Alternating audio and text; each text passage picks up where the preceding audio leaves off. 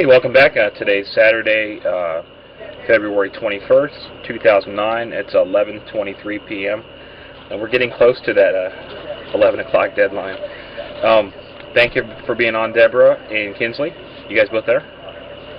Yes, I'm here. You're okay. welcome, Brian.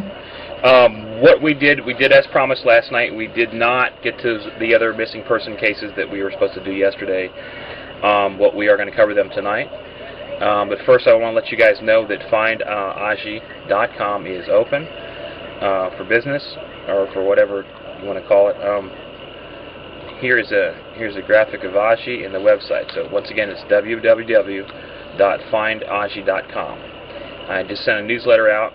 Basically, we're asking everybody to sign up in the forums and post any information that you may have, and more importantly, to please spread the word about Aji. It doesn't have to be this website, but getting his picture out there is probably the most important thing that we can do right now. We're not affiliated with the family. We are staying out of that. Our job is just to get the picture out there. We don't collect donations. We work for free. There's nothing like that. We just want we want them to be found. So that said, let's start our show tonight. And speaking of Aji, let's go ahead and I got to change the graphic right there. Sorry about that, guys. You're going to see me move something here on the screen. Okay. Okay. So Aji, the case for Aji was opened on January 14th, 2009. It's case number 648. You can click on the image above.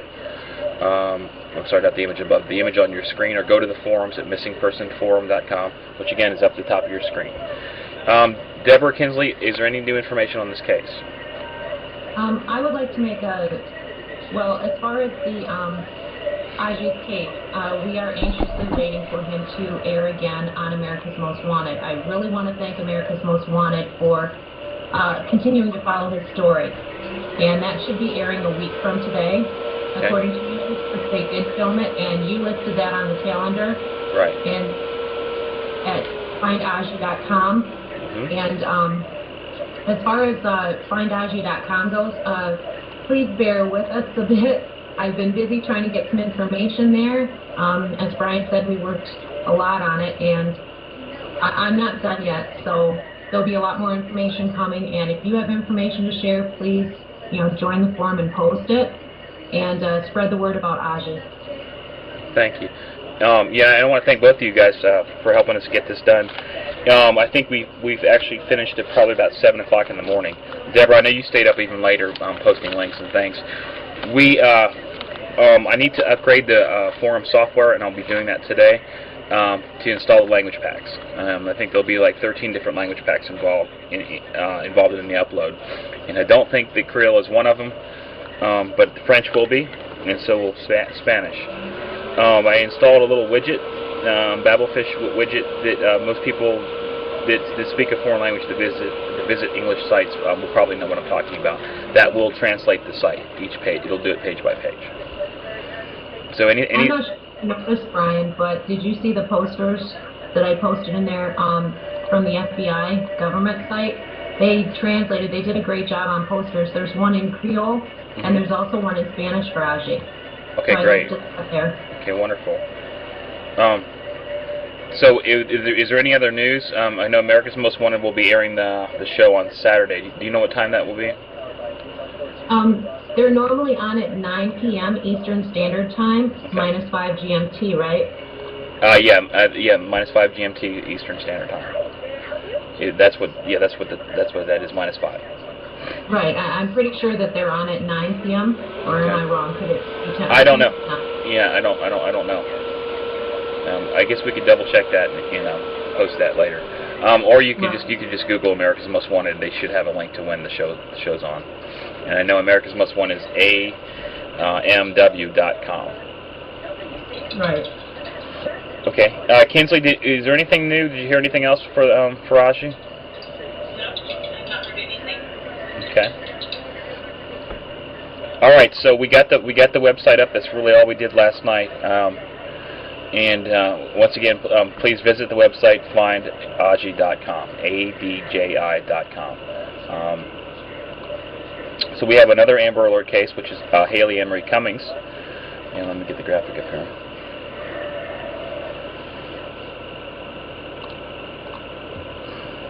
And I just Googled that. It is 9 p.m. Okay, thank you. It is? So America's Most Wanted, Saturday at 9 p.m. Eastern Standard Time. If you're watching from out of the United States, it will be -5 Greenwich Mean Time. Okay, so case number 673, Haley Ann Marie Cummings. We opened the case February 11th, 2009. As far as I know, she's still missing. I know there's a lot of news articles out. What's new, guys? As of right now, the cousin in Tennessee is still not a suspect. They've spoken with him, and they're saying that he's not a person of interest. Okay. Now that's the suspect that was a registered sex offender? No, he's not registered, but Misty is claiming or making an accusation that he had molested her. She's making that accusation now? Or was that... Well, she made it in the past, apparently. I don't know. She's saying that he had molested her in the past, and that he was in town for about a month, and left the same day that Haley went missing. Okay, That was molesting Misty, right? Not Haley, or... Right, not Haley, correct. Okay, but were charges filed, though? Do we know? Oh, so she's making a statement now to the police that she was molested. Correct. Okay. Any other details on the case? Apparently Geraldo was out there, and a lot of accusations were flying. If you want to see more about that, there'll probably be YouTube's up or repeat. I think repeat comes on at 12. Okay. What was going on? A lot of accusations about drugs and abuse, things like that. And he questioned Ron, and Ron adamantly denied everything, which I'm not here to say if it's right or wrong, guilty or innocent. And in my opinion, he gained a little bit of ground with me, because even after Geraldo had basically attacked him, he was well in his personal space. Even after all that, and they asked him to leave, he stopped the cameras and again returned the focus back to, Haley, I have a message for you. I love you. We will find you. I won't stop till I find her. As well as a message to the whoever took her. Please return. Okay, why did Geraldo attack him, and what did he say? I don't have it verbatim, but the gist of it was that Crystal, which is the mother, her family and her have been making accusations that he's been using drugs, that he may be working as an informant as well, and informant for what? For the police or for drugs? Yes, okay. Okay. And that might be why he was let off on the charges, as well as abuse as far as Haley and Misty. I'm sorry, not Misty. Haley and Crystal, and just various other things. Okay, but what did any of this have to do with Haley being missing, though? Nothing. Okay, that's what I Other want to than hear. there was an allegation that supposedly he made a comment to someone that he was 75% sure he knew who had taken her, which he again denied he ever said that. Okay, well, if he said that, I would definitely look into what he's saying, because he would know. But if he denied that, if he denied saying that, then that would be a rumor. Then why? I mean, either you say it or you don't. There's too much media coverage for him to not. See what I'm saying? To not say that. If he said it, it'd probably be recorded somewhere, wouldn't it? Right. Okay. And he's very adamant that he did not make those statements. And in fact, he asked for the names of the people that made the allegations, because he wants to contact the law enforcement and have charges pressed. Okay. Well, that sounds normal. Okay. Thank you. Deborah, anything else before we move on to the three cases we were supposed to get done last night? Not really. Just one small comment regarding what's going on in the case for Haley. Yes, we've seen this before, where anything and everything is dragged around in the media, accusations made, their lives coming under a microscope. It still keeps the case in the forefront. It keeps Haley's picture out there, and her case, being seen by people.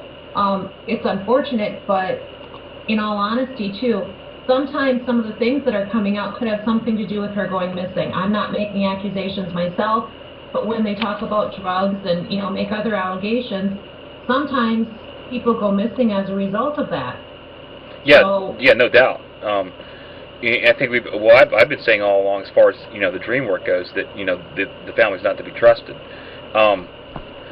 But well, if they want this to stop, it'd be real easy. They could all just fess up to everything they know and do full disclosure at this point and get it out there. Right. Because it's going to come out anyway, in my opinion. To avoid this kind of stuff, all you do is need to be honest in the first place. If you're honest in the first place, there's nothing that anybody can say to bring up what's happening now. Right, if you don't know what she was wearing, say you don't know. There's nothing wrong with that. If you find out later, if you figure it out, I mean, I would imagine. I heard the 911 calls, and he sounded genuine. He sounded angry, and all the other emotions that go along with, your child being missing. And as far as not knowing details, if they don't know, I mean, the police would understand that. But apparently, there's been a lot of things said that come back to not be true. You will remember if you're in that home or not. That's something you just wouldn't forget. Right, and you should remember when you saw a child, what the child was wearing. But Sure. Well, no, I can't say that, because for me, I just looked at my kids and I really honestly couldn't tell you what they're wearing. Well, women usually remember that stuff more than a man does, though. Okay. But then again, we're dealing with someone that's a little younger too. Misty is younger. Right. But still, if everything was stated, I'm sure a lot of those things wouldn't even come out or would not have come out by now, as far as things that are, matters of public record and such, because no one would have had reasons to be digging for them. Right. Yeah, well, that's what they do. Their name gets out there. Everybody's going to look them up to bring up a lot of stuff. I mean, her father is not that old, and apparently he has done he has a pretty long criminal record, from what I know. Yes, he does. For being 19. And in all honesty, as far as the deeds goes, that's what we do too. Okay. Real quick, I want not to change. Going back to not remembering what your kid's wearing. I'm sure most mothers know this, but fathers out there, I have to do this. When you take your kids out somewhere, a public place, remember, like especially in a park or something, remember what they're wearing. It's just a lot of times I don't do that, but if something does happen, you need to because they're going to go by color of the clothes, or whatever right away. So if you have to write it down like I do sometimes, write it down, or take a picture or something, because you will forget something like that in times of great stress like that. And like I said, in the first few minutes, first few hours are very, very important, and you need to have a description of what the child was wearing. And like I said, right now my kids are in the house. I could not tell you what they're wearing, honestly. I just saw them. But I forget a lot of things. Yeah, I forget birth dates too, and a lot of things. Oh, real quick, my daughter and son last night were playing Ring Around the Rosie, and my older son taught them when you go ring around the Rosie, you start going really, really fast, and centrifugal force pulls you out. Well, Allison hit her head on the chair last night. She had a little cut on her eye. I took her to the emergency room last night. Everything's fine, no stitches, but she does have a black eye. That said, she has a doctor's appointment on Monday, and I just can't wait to see what the people's reactions are going to be. I mean, I guess, when you look at somebody, a little baby has a black eye, you wonder, well, what happened? So, I don't know how I'm going to handle that. But she's just fine. Actually, really didn't cry at all. It looked a lot worse than it really was. That's actually the first time I've taken Allison to the emergency room. Well, it probably won't be the last one. Yeah, well, I hope she's not. Got to shine. Yeah. Yeah, she's dealt with it fine too. There's no issues at all. My wife was pretty upset. Yeah, I looked at it, and it's just a little bit of blood, and luckily it didn't. The eye wasn't hurt. It's just it was a little cut right here. Bled for a little bit, but that was it. They said no stitches or anything would be necessary. So that was good. Okay, enough about me. The next case that we're going to be going to are the three cases that we were supposed to do last night. The picture's been up there for 2 days now. And the first case is case number 222, John David, who is also known by the name of Johnny Gosh. I believe this is a really popular story in the past, wasn't it, Deborah? Yes, it is. This is a real interesting one. And there's a lot of controversy regarding this story, too. Okay. Before we get into that, let me tell you what I have so far. Again, guys, it's case number 222. The link is right there on your screen. If you're watching YouTube or whatever, please just go to brianstreams.com/lost, or there's actually a link to missing persons on almost every page of the website. You can also get links in the forum. The forum, again, is listed up on the top of your screen. So the case was open, actually it was requested to be open on December 2nd of 2006, and I got it done 2 days later. The case was open for me on December 4th, 2006. And Deborah, can you give us the details on this case? And I know there's a lot of stuff that went on Johnny Gosh. Right. I'll give you some basic details here, and then if you want to discuss some more of it, that's fine. Okay. Johnny Gosh, John David Gosh, I'll call him Johnny, as he's most known by. He's been missing since September 5th, 1982, from West Des Moines, Iowa. It's classified as a non-family abduction. His date of birth is November 12th, 1969. He was 12 at the time when he went missing. 5 feet 7 inches tall, 140 pounds. Caucasian male, light brown hair, blue eyes. He has freckles.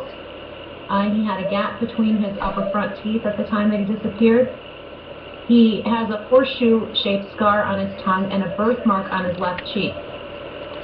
He was last seen wearing a white sweatshirt with Kim's Academy imprinted on the back, black sweatpants or cut-off jeans, and blue thong sandals. He was last seen working his newspaper route in West Des Moines, and he had his dog with him. He had a dachshund named Gretchen, and witnesses saw Johnny speaking to a male suspect on 42nd Street and Marquardt Lane while he was delivering his newspapers. Once again, this is in West Des Moines, Iowa. Gretchen, his dog, returned to the home, but Johnny was not with the dog. He had disappeared. They found his wagon with all the newspapers still inside of it 2 blocks from his home. Johnny's mom, her name is Maureen Gosh. She claims that Johnny came to visit her during the time period that she testified in 1999 in a trial against pedophile crime organization in Nebraska. Okay. Well, actually, she testified in 1999. She claims that he visited her in her Iowa apartment in 1997, and he had an unidentified male with him, and he stayed for a little over an hour. She says that, basically what he had to say was that he was abducted by members of a pedophile crime ring, and he was keeping a low profile to avoid the repercussions that could come from his former captors. And he told her that he probably would not visit her again, and that he had escaped from the group a while prior to that. And at this point, she maintains that she's had no further contact with him. She says that he was there, that he visited her, and she saw him. That's the proof that we have, that his mom claims that he was there. I'm not disputing that or, saying that it happened. We can't prove it, and, he was an adult at that point when she did see him. I really hope that was, that's true and that she did see him, because he was alive and well at that point. And from the report, sounds like he had gotten away from, what he was involved in, what he had been taken into. Not that he was involved so much, he was taken into it. He was a child and did not deserve that. In August of 2006, Noreen ended up with the photos. They were left by the front door of her home, and I know most people that have looked at this case, heard of this case, familiar with it, they've heard about these photos. Sorry. Go on, Deborah. I'm going to mute.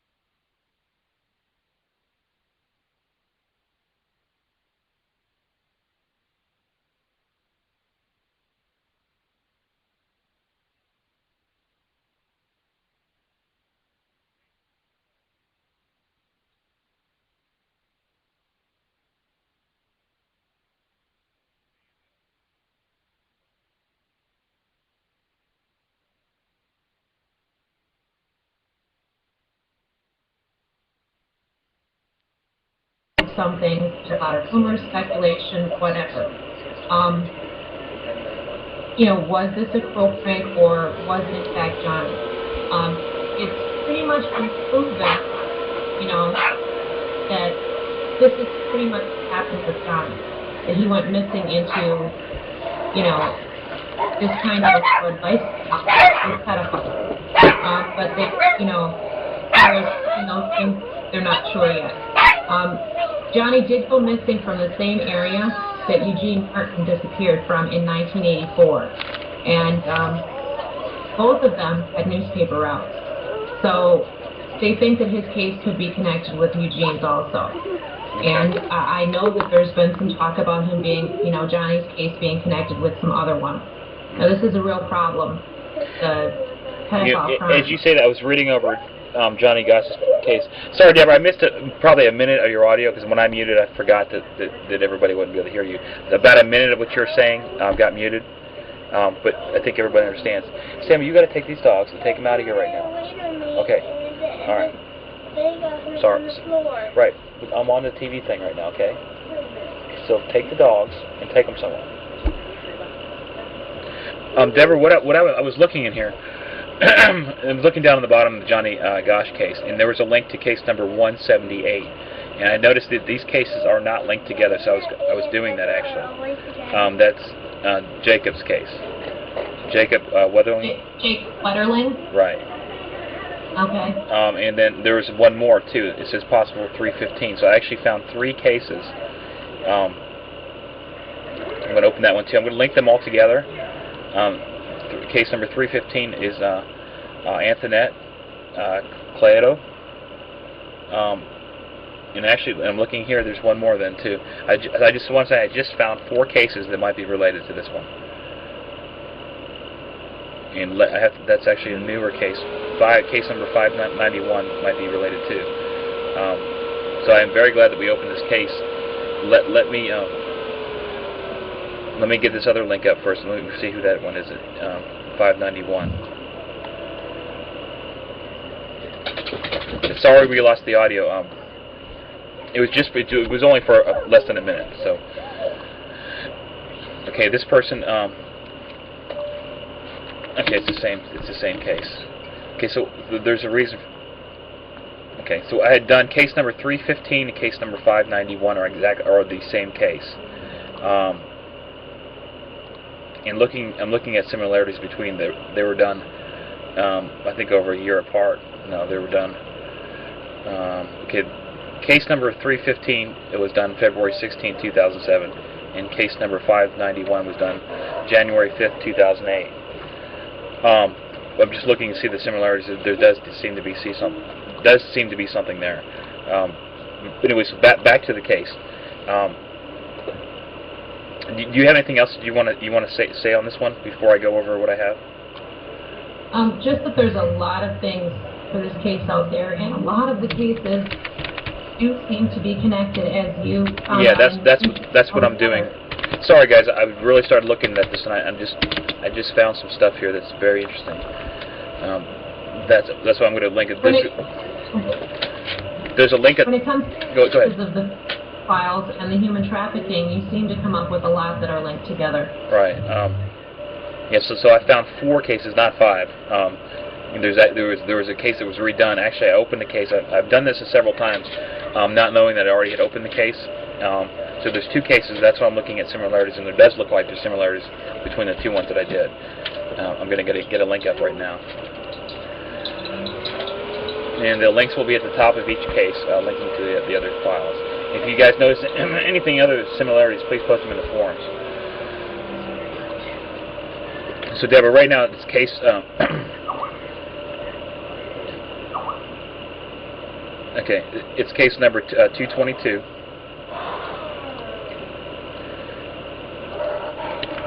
And case number 178.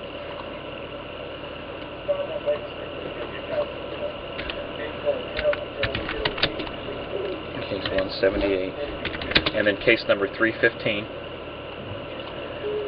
I'm going to type these in here.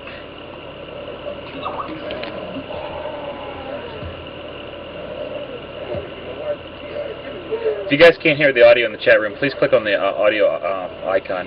What I'm seeing, it looks like it's working fine.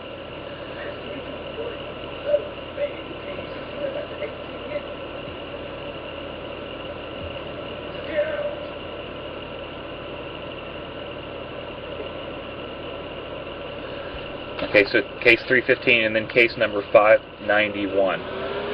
All may be related.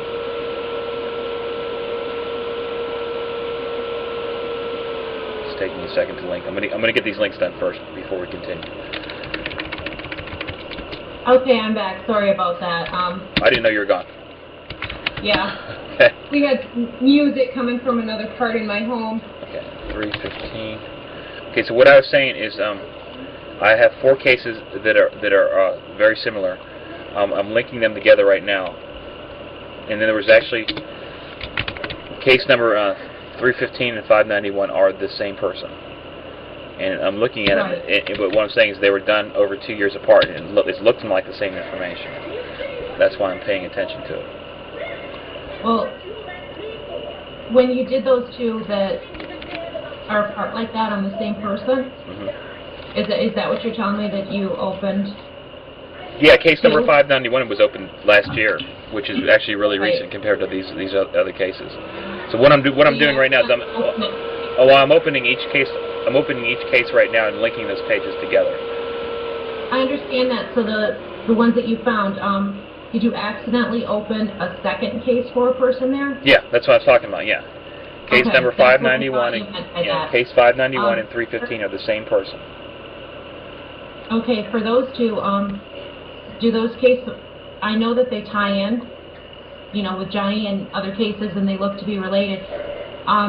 Do those pretty much look the same? No, I'm saying I just skimmed it. It looks like it. That's why I'm getting the link bars done first, just so I can put those, so I can update this right now so everybody can see what I'm talking about. I guess what I'm asking is if you got anything new after a couple of years, or if it looked the same as the first one. I don't know yet. Let me. I'm going to tell you in a second. Let me see if I can get those pulled up and take a look, because a lot of people think that when you open up the case, and then you post the case as soon as you've got it open, and you post everything that you get publicly, and you translate what you have, and you don't remember the dream. Right. Yeah. Well, that's done on purpose, though. Further translation. Right. But a lot of people are under the impression that if you were to do the case again right away the next day, you're going to come up with a whole bunch of new information. Oh. And what it seems to happen in so many cases is that when you redo, especially if it's in a short time span, you don't get anything new. And that's, something that a lot of people don't understand. If you give it a little bit of a time span, there's a better chance of you getting something new, correct? Yeah, exactly. There's probably a lot of reasons for that, because it might still be in my head, and maybe that's why I'm getting the same thing. But yeah, usually the longer the better. But these 2 cases here, I don't think I was aware that I was redoing that case. Matter of fact, I'm definitely sure. I don't think you were either. I don't think there's any way for you to know, and that's happened, not just in that instance, but in a few other places. And I can quite honestly tell everyone that Brian has no idea who he has opened cases for. So when you see that he opened a second case for someone, he honestly thought that he had not done that case yet. It's happened. And then the readers would notice that there was a case open, and he would link the case files together. Right. And I do know of some cases. I can tell you Madeline McCann, Kaylee Anthony, Jesse Foster. But no. There's a reason why, too. I intentionally, there's a meditation show I just did the other night. You can listen to that. I explained that. I just want to get this done here first. Okay, so we get cases 178, 222, and 315 and 591, which all might be about the same event, or the same human trafficking ring, which I think it is. Okay, so anyways, back to case number 222. John David, who's otherwise known as Johnny Gosh. I do know that there's been a lot of stuff in the media, photographs and stuff like that of tied up children in the bed. I think this is the right case, right, Deborah? Right, okay. That's the right case. Okay. So anyways, this was done on December 4th of 2006. The first dream drawing says 4 miles from highway, Apple, Mexico, Texas border. Next one says male sex trafficking, Mexican mafia, A13, he is sick, AIDS, 11/2/1969 through 3/7/7. That could be a birth date and an end date, but 3/7/7 is not really a date. You need another number on the end of that, wouldn't you? Maybe it's 3/17. Either way, the dream drawings have been up there. The translation said, I think that John is alive and living in Texas.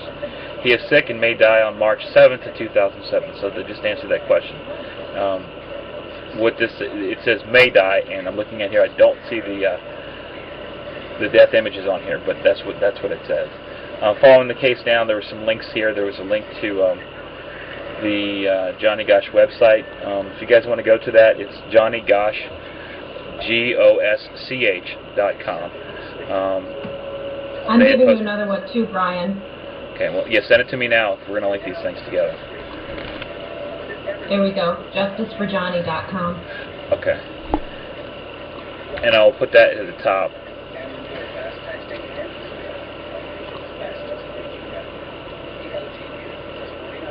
Okay, I'm going to put that link. JusticeForJohnny.com is the website. The link's on the top of the case 222. Yeah, Deborah, I think we need to do a redo on this, but I'm not exactly sure how we want to do it, though. Considering these cases all may be related, I'd still like to do them individually. But I think right now the most important thing is for us to look at these cases and see how they relate. You guys can please do that too. The cases are now linked together. As soon as I update it, you'll see there'll be a link at the top with all the cases I'm talking about. Anything else on this case? We got to move on. I would like to give a little bit of a warning. When people visit the website and look, you're going to see and hear a lot of things. Video, audio, photographs. If things are going to bother you, please, look the other way or turn it off as, close it down as you get there. But, it is what it is, and it's a real problem in the United States. It's a real problem in the world. And as realized, it looks like in your cases alone, which is such a small amount of people that are missing, it looks like we have some, boys, teenagers, young men that met this, this fate when they were younger. So, just please pay attention to these things, but if things really bother you, be a little bit careful. I remember when I first started researching this case back in October, I came across stuff. There's a lot of things connected with Johnny's case, too, where people could scream conspiracy. So, that's a big case and there's a lot to it. So, be informed, but, then again, do what you feel is right. And that's pretty much what I have to say on that, because it can bother some people. Yeah, thank you. Speaking of that, like I said, I believe this is definitely a case of human trafficking, along with the three other cases that we will be checking out tonight. But I wanted to bring up, we will be having another show on human trafficking. We hope to have Glendine back on and a few other guests, and some experts maybe that can, tell you guys, the real facts that are going on. A lot of times, human trafficking victims are not reported. So the statistics that I think that the CIA has could be, could be only half of the number of people that actually have gone missing through human trafficking. When I did some research on human trafficking statistics, as you asked, I do that. The government research claimed that there was really no way to know how many people had gone into human trafficking. Right. That, like you said, a lot aren't reported. I think it's a whole lot bigger problem than what we even realize it is at this point. Okay, the next case was opened, actually we requested to be open on December 4th, and was opened the same day. The case is for Brandy Lynn Hall, and Deborah, I believe you have more information. Right, I'm pulling up her stats right now. Okay. Brandy's missing out of Florida, and everyone, I know it seems like there's an awful lot of cases out of Florida, and yes, there is. I'm not sure why, but children and adults both, there are more people missing from Florida than from anywhere else. from what I've seen. And, you know, you can look at it in just about any way as far as Amber Alerts, recent cases, older cases. Florida just is a hot spot for it. Okay, I have her information up. Her name is Brandy Lynn Hall. And I do remember that Brandy was a firefighter. She's been missing since August 17th, 2006 from Malabar, Florida. She's classified as an endangered missing, which is how they normally classify adults. Her date of birth is September 14th, 1973. She was 32 when she went missing, so she would be 34 years old right now. 5 feet 6 to 5 feet. She's tall, 120 to 100 pounds. She's a Caucasian female with blonde hair and blue eyes. She has a pierced navel and a pierced tongue. She has a scar on her right eyebrow and a scar on her abdomen. There is a tattoo of a fishing scene on her lower back and a tattoo of Tweet Bird with a fire hydrant on her ankle. She was last seen wearing an off-white long-sleeve shirt with the Malabar Fire Department logo on it and the words Malabar Fire Department on the back. She had on dark-colored work pants and mid-calf work boots.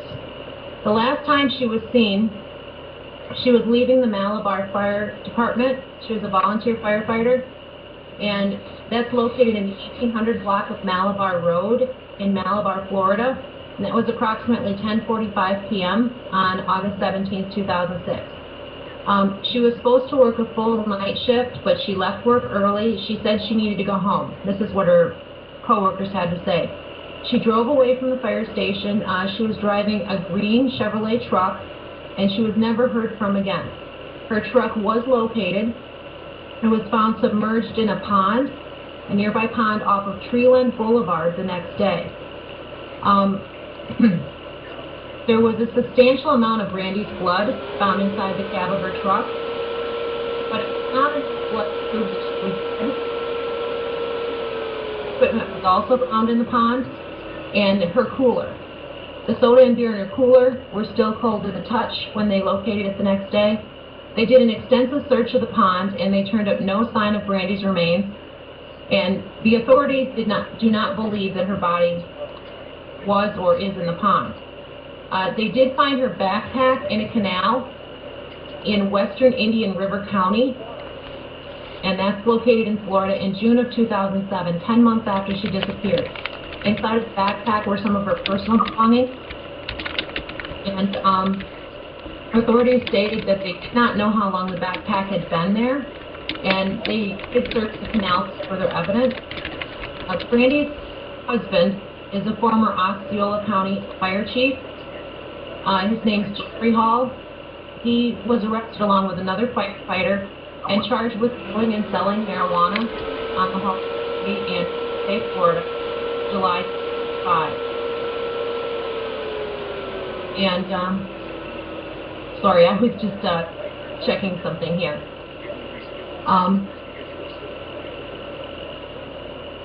Apparently, the husband, along with another ex-firefighter, sold large amounts of marijuana every 2 months, and they made about $30,000 in profit each time they sold it. Brandy got arrested for this also, though she said she was not aware of what her husband was doing. Most of the charges against her got dropped because there was not evidence, and they released her. Right now she just has commercial littering and pollution charges out on her, which really is nothing compared to the fact that she's missing. She was scheduled to go to trial for that a couple months after she went missing. The thing is that with her going missing, she was not able to testify or, be in court for what was going on with her husband and the other firefighter selling the marijuana.